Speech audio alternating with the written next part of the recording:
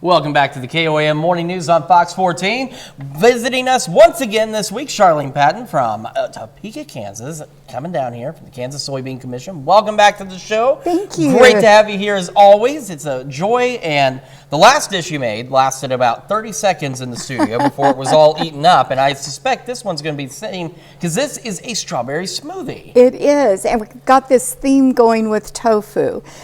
You love that recipe, and a lot of people are not familiar with tofu, so that's a great recipe to start with, was that dip. But this is another great recipe, and it is a strawberry smoothie. We had a request in the office for a strawberry smoothie. I went back in the archives. This is a recipe that I developed when I first started with the Soybean Commission, because I wasn't very familiar with tofu either. And I think you'll be amazed how delicious it is. My 4 daughters and I, when they were little, kept practicing and doing different recipes to make a smoothie. This is what we came up with. All right. I'm going to let you add the vanilla soy beverage. So add that to our blender. Okay. Great. Easy first step. Yes, and then I have the tofu. I'm using the soft tofu. Now, I like to use soft tofu because it's easier to blend, but in the blender like this, it's not really probably going to make any difference. So then I'm going to add a little bit of honey. That is going to give it just a little bit of extra flavor there and sweetness. And then we have frozen strawberries.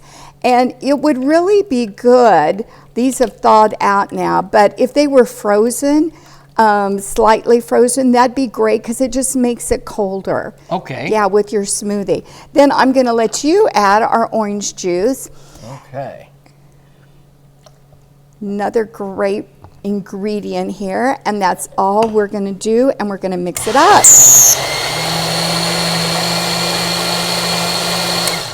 How fast is that? That's pretty easy. I like this one. I always like the easy ones. They're ones that I can't even mess up. All right, you try that. I'll pour me one and you let me know what you think. The creaminess in this, how does that taste? That's not bad. Not bad at all. The creaminess in this, it comes from the tofu and replaces ice cream. So it makes a good calories for you, nutritional for kids.